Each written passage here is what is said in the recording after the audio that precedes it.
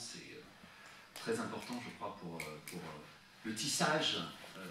qui est quelque chose que comme éditeur, quelque chose qui m'importe, le tissage des liens entre ce qui peut s'apparenter à une recherche et puis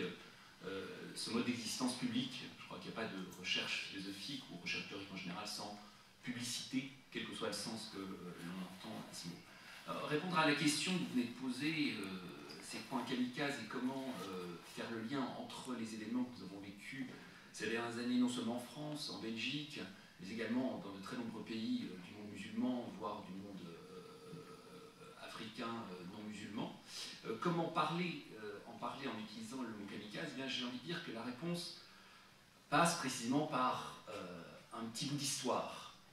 Vous savez tous que ce mot kamikaze est un mot qui apparaît à la fin de la Seconde Guerre mondiale, quand l'état-major japonais décide de lancer ce qu'ils appellent une série, enfin de mettre en place plutôt une série de ce qu'ils appellent unité d'intervention spéciale. Kamikaze ne traduit pas du tout unité d'intervention spéciale, c'est un autre terme technique japonais que je vous épargne, mais dont il se fait que la toute première, chaque unité a été baptisée d'un nom, la toute première unité s'appelait kamikaze, c'était un nom propre qui était donné, comme on donnerait le nom de, je sais pas, Brigade Mathilde, enfin que sais-je, à une petite unité d'avion de Mitsubishi Zero chargée d'explosifs et destinée à être envoyée contre les navires de la flotte du Pacifique. Mais la toute première, qui va détruire le porte-avions Saint-Lô en 1945, en juin 1945 si je ne me trompe pas, va s'appeler kamikaze, du nom d'une figure très particulière de la mythologie japonaise et donc aussi de l'historiographie japonaise, puisque vous savez qu'au Japon, mythologie et historiographie impériale sont directement liées. Kamikaze, signifiant, comme le dit très bien le mot, kami d'un côté. Ceux d'entre vous qui êtes familiers du shintoïsme, vous savez évidemment qu'on ne parle pas de Dieu dans le shintoïsme, mais qu'on parle de créatures qui mixent divinité, spiritualité. Un kami, c'est une espèce d'esprit divin habitant chaque chose. Il y a un kami dans chaque rivière, un kami dans les vents, un kami dans les arbres, un kami dans le soleil, etc. Eh bien, un de ces kami s'appelle kaze, précisément le kami du vent, et pas n'importe quel vent, en l'occurrence le vent qui souffle au Japon sur la plaine de Ise, qui est la plaine où se trouve situé le sanctuaire du kami Amaterasu, de la déesse Amaterasu, kami du soleil, dont l'empereur du Japon est censé descendre, d'après l'historiographie japonaise, censé descendre en ligne directe. Donc vous comprenez tout de suite allusion qui est approfondie ou épaissie du fait que, là aussi, lorsque l'on lit l'historiographie japonaise officielle, les grandes histoires officielles du XVIe, du XVIIIe siècle, eh bien, on voit que, à plusieurs reprises, et notamment pour repousser les hordes de Kubilai Khan tentant j'ai failli dire d'atterrir, le mot n'est pas du tout adéquat, tentant d'aborder les rives du Japon, bon, à un moment donné, le Japon étant menacé, kamikaze s'est levé et a soufflé sur les mers, déclenchant des typhons fatals qui vont empêcher les hordes de Kubilai Khan d'effectivement atteindre les côtes japonaises, sauvant ainsi le territoire du Japon, conçu, compris comme le territoire même de la déesse Amaterasu, en tant que représenté sur cette terre par l'empereur lui-même. Donc vous voyez que donner ce nom, de manière un petit peu hasardeuse, par chance, c'est le premier nom qu'on donne à une de ces brigades, devient immédiatement un geste qui prend une signification très forte. Le vent, c'est-à-dire le souffle, c'est-à-dire aussi une forme très particulière d'énergie, donc de force, mise en œuvre, force qui s'ancre ou sente immédiatement dans un domaine qui est un domaine très ambigu, où l'humanité se trouve dépassée d'elle-même par autre chose. Le divin, aussi, à nouveau le mot de divin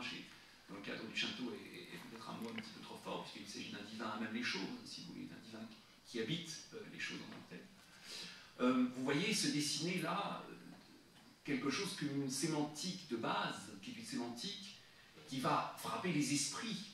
à l'époque des premières attaques, et qui va les frapper tant et si bien que les journalistes d'abord, puis certains spécialistes de la guerre, polémologistes, etc., vont se mettre à utiliser cette expression, vont se mettre à utiliser ce mot de kamikaze pour désigner d'abord l'action de chacune de ces brigades qui viennent se balancer sur le compte des navires de la flotte américaine, puis au-delà, toutes les actions par lesquelles un individu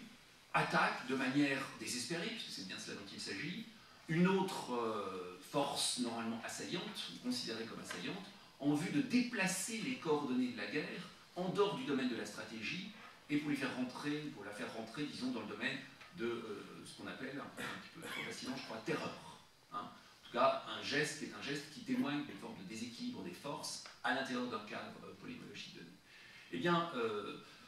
c'est ce mot de kamikaze, et je vais m'arrêter peut-être là-dessus, sur cette remarque, je vais clore cette remarque historique là-dessus, même si pas mal de spécialistes de l'histoire du terrorisme, à commencer par le grand spécialiste de l'histoire du terrorisme qui est Gérard Chaliand, refusent de considérer que le mot kamikaze puisse s'appliquer à d'autres choses que les opérations spécifiques menées par ces forces d'intervention spéciale à l'époque de la fin de la Seconde Guerre mondiale. Néanmoins, l'usage journalistique, pour le coup, l'usage populaire, l'usage, disons, généralisé qui a été fait de ce terme et qui l'a fait ressurgir à très nombreuses reprises à travers l'histoire, à l'époque des grands attentats, disons, suicides au Sri Lanka, à l'époque de l'attentat suicide au Vietnam ou en Indochine, à l'époque, bien sûr, à partir de 1981, des attentats suicides qui vont commencer à apparaître au Proche-Orient, hein, c'est la fameuse attaque le fameux événement de Beyrouth de 1981, qui est le premier moment ça, de ce terrorisme kamikaze à inscription islamique.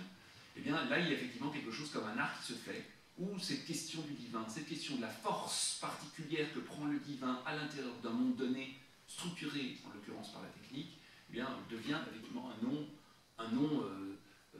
qui prend j'ai envie de dire, la force, si pas d'une catégorie géopolitique, au moins de ce que Gilles Deleuze appelait un personnage conceptuel. Et Jean-Claude, alors, comment vous percevez, est-ce que vous pouvez nous expliquer un peu le moment schmittien dans lequel on serait et cette figure du kamikaze telle que l'a proposé Laurent de Super, est-ce qu'elle est compatible, compossible avec la figure du partisan dont vous nous parlez dans votre livre? Merci. Alors, l'idée que nous vivions actuellement un scénario schmittien est venue du constat en fait que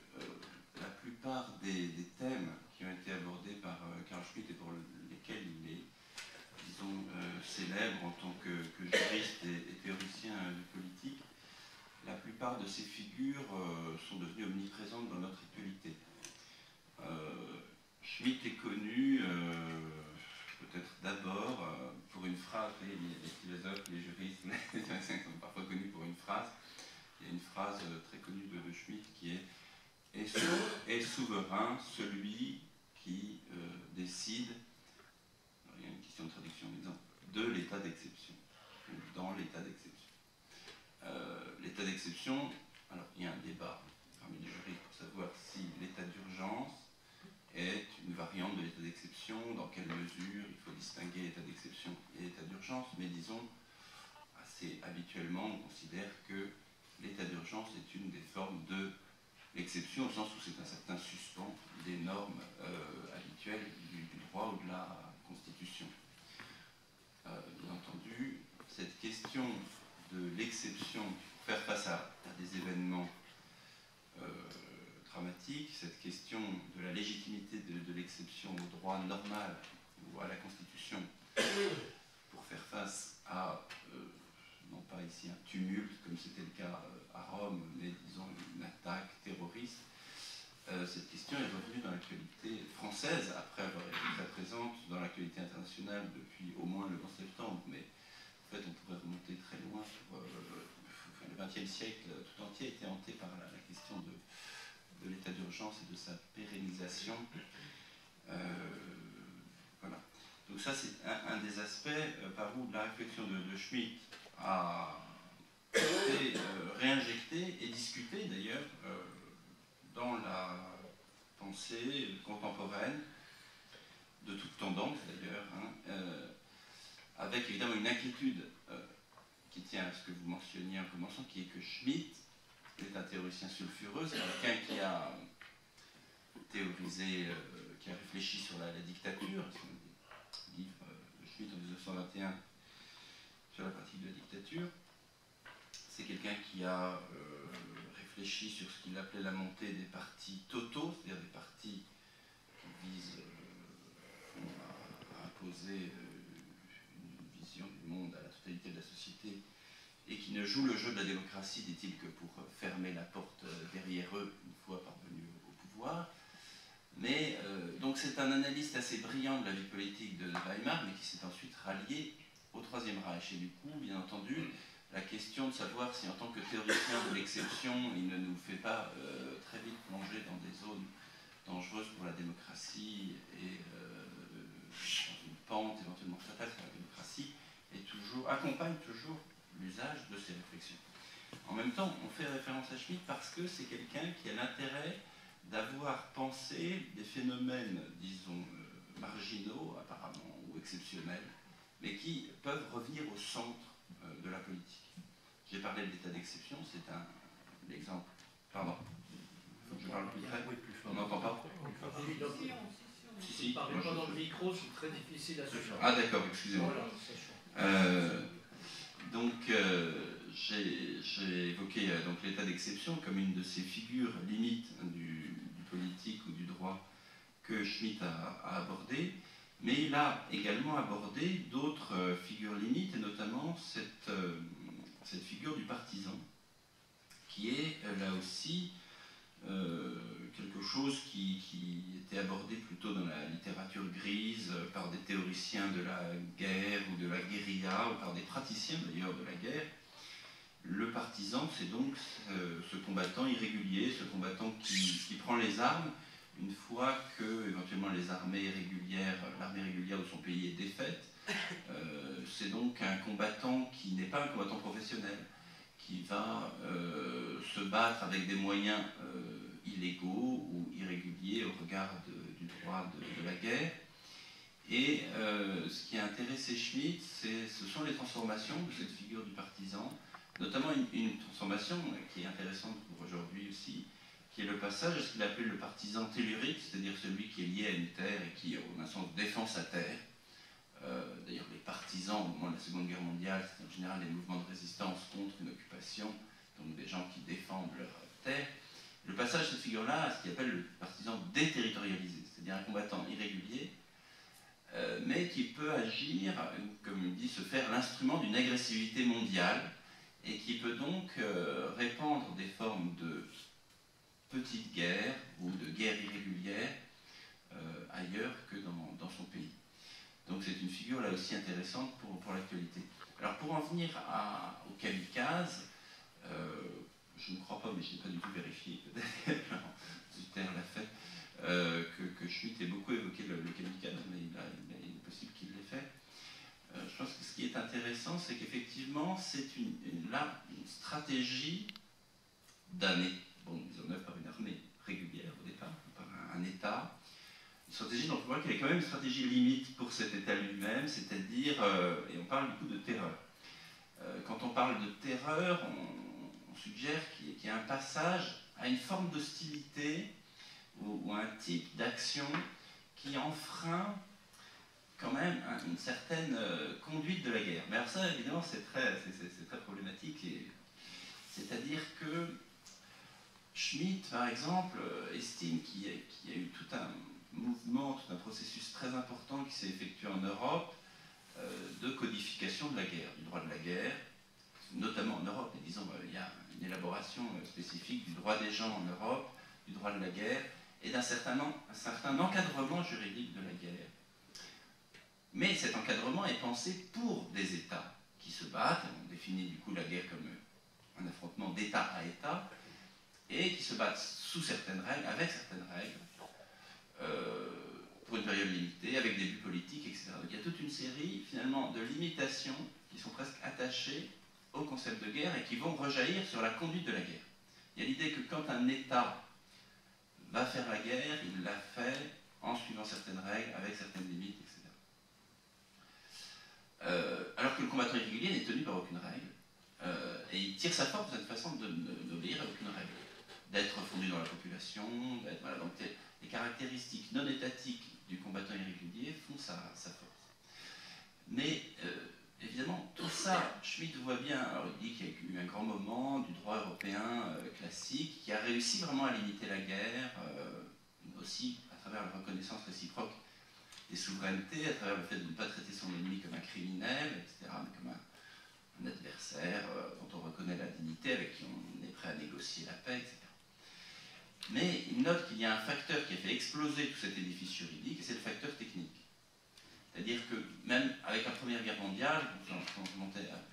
bon, toutes ces limitations semblent déjà quasiment caduques. La façon dont on fait la guerre ne respecte plus le droit de la guerre, où il faut inventer un autre droit, un nouveau droit peut-être humanitaire, mais qui va s'attacher aux populations civiles, etc. Et en tout cas, toutes les distinctions claires, comme il dit, qu'avaient tenté de construire les juristes de l'âge classique, les grands légistes, sont en train de se brouiller, d'exploser. Et le partisan est une figure du brouillage, d'une certaine façon, est une figure du brouillage et quelque chose qui rend difficile à penser et à pratiquer, pardon, la phrase de Baudrillard, une régulation de la guerre. Alors, je pense que le kamikaze, c'est aussi c'est une figure. Alors, on peut dire, bon, finalement, le kamikaze, c'est simplement un combattant efficace, qui pousse l'efficacité jusqu'à se détruire lui-même et à faire comme le dit, je crois, Laurent Duter, de sa propre personne, sa propre arme. Bon, c'est donc un changement peut-être des frontières, là aussi, entre le combattant et son arme, une fusion entre le combattant et son arme. Mais est-ce qu'il faut donc l'appliquer à des figures de combattants irréguliers postérieures à la Seconde Guerre mondiale? Est-ce qu'il faut considérer, par exemple, donc il y a évidemment cette expression courante qui est les attentats suicides par des kamikazes. Le 11 septembre peut être vu comme une action de kamikaze. Est-ce que l'attentat de Nice, par exemple, peut être vu comme une action de kamikaze? Puisque bon, la mort était quand même au bout, je pense, du programme de là. Bon, ça, bien sûr, il y a des décisions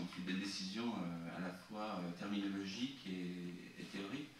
Mais moi, ce qui m'a intéressé dans le livre de Laurent Duter, c'est finalement d'apporter une sorte de complément à la prise en compte des transformations de la guerre et de l'hostilité de manière générale, des formes d'hostilité, par le facteur technique, mais le facteur technique, pas au sens de l'armement, avait en vue surtout Schmitt. Hein, qu'est-ce qui se passe quand on passe de la guerre terrestre à la guerre aérienne? Comment ça transforme tout, de toute façon, aussi en termes de déterritorialisation de la guerre, en termes de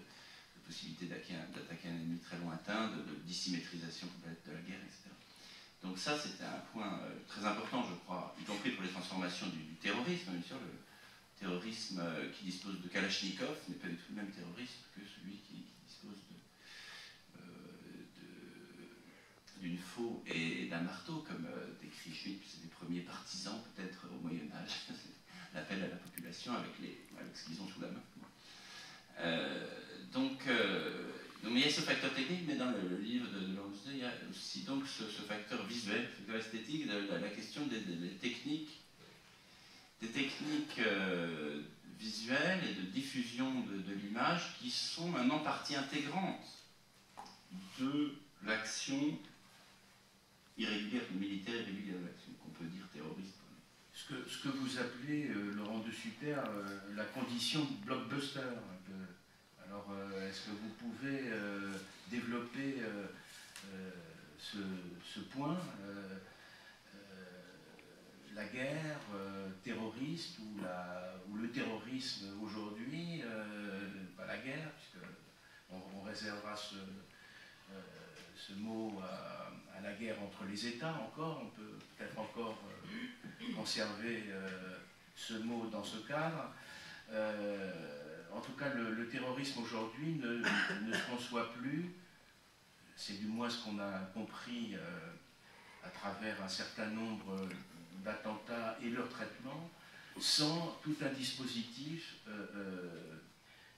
médiatique, audiovisuel, de réception et d'émission. D'ailleurs, je crois que les deux forment un binôme indissociable. Oui, oui, c'est tout à fait vrai. Et je crois que tout à l'heure, Jean-Claude Monod a absolument pointé du doigt là où les choses se jouent. Hein. Il y a cette figure du partisan motorisé chez Carl Schmitt, on imagine, comme ça, derrière dans cette Jeep pétaradante, monter et descendre en Amérique du Sud. Bon. Che Guevara sur son vélo, enfin, un vélo à moteur, du même bon.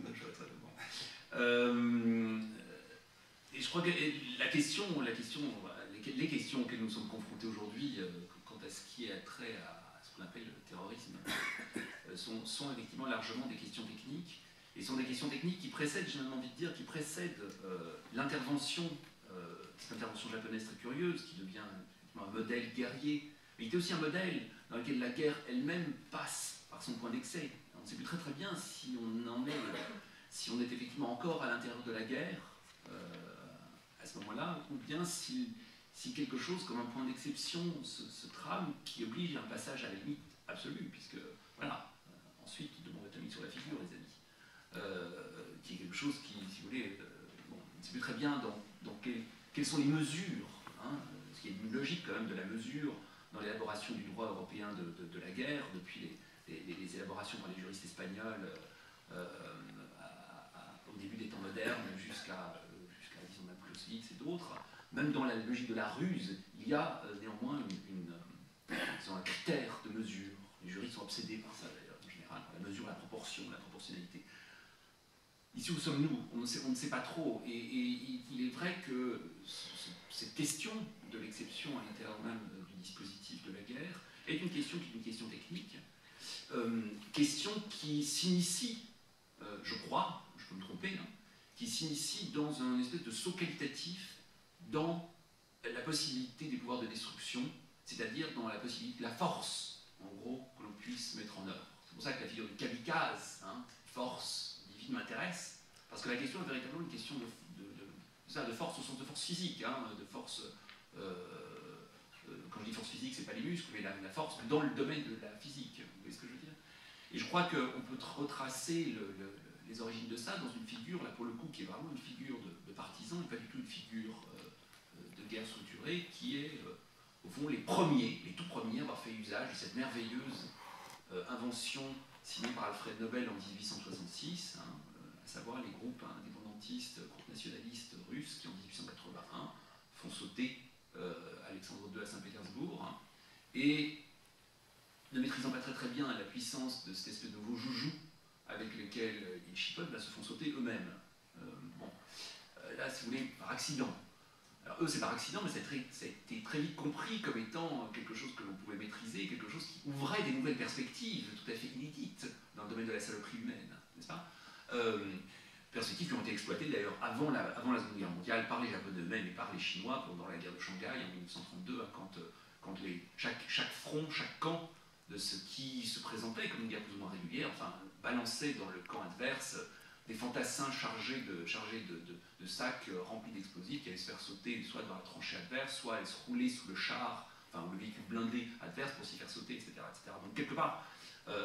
c'est une espèce de surenchère née de cette machinerie d'explosion très particulière qu'est la dynamique, qui change, je crois, quelque chose dans, effectivement, l'esthétique possible de la destruction. Pourquoi? Eh bien parce que ce dont il est question dans cette force, c'est des modalités particulières de son apparaître. Hein, vous envoyez un boulet de canon, vous envoyez des fantassins, vous envoyez la cavalerie, etc., etc., etc. Les choses restent, au fond, relativement, j'ai envie de dire, relativement modestes, artisanales, du détaillant dans la destruction, si vous voulez. Là, on passe quand même à l'échelle du micro, voire du gros, et ce qui me fascine là-dedans, c'est pas tellement, et je crois que c'est ça qui est le point le plus important, c'est pas tellement la destruction effective que la manifestation même de la force en tant que force. Là où le boulet, la charge, la baïonnette, le sabre, etc., participaient à une logique stratégique qui est une logique stratégique au fond du calcul stratégique, qui va gagner, qui va perdre. Ici, le passage à l'excès se fait par l'imposition à l'intérieur d'un dispositif stratégique donné d'un excès de force qui le fait craquer, et qui le fait craquer en direction d'autre chose qui n'est plus de l'ordre de la pesée, qui a gagné cette bataille, hein, qui va la gagner, est-ce qu'on a les moyens de la gagner, etc. Une espèce de calcul, au fond, qui sont les calculs de la polémologie, mais en direction d'un incalculable qui est celui de la sidération. Mon Dieu, ils l'ont fait, enfin c'est possible. Sidération qui est effectivement celle de l'explosion elle-même, comme cette chose, cette espèce de comment dirais-je, spectacle de lumière qui vous tétanise. C'est pour ça que je parle effectivement dans mon livre de Conditions Blockbuster, parce que je pense que pour ce qui est de la compréhension du contemporain, non seulement le 11 septembre 2001, mais ce qui vient ensuite et la manière dont les populations, disons, se sont soudées en France, en Belgique, ailleurs, autour d'attentats qui étaient des attentats dont nous n'avons connu que les images, à part, bien évidemment, ceux qui l'ont connu dans leur chair, mais qui demeurent une minorité infime de nos pays. Donc le mode de connaissance que l'on en a eu, c'est précisément celui de cette espèce d'explosion sidérante, cette espèce d'assaut de lumière qui nous rappelle quelque chose que l'on voit tous les jours dans le cinéma, qui est le blockbuster dont je vous rappelle, si besoin est, donc je vous rappelle que ce que ça signifie, voilà, blockbuster, c'est ce qui fait sauter le bloc, n'est-ce pas,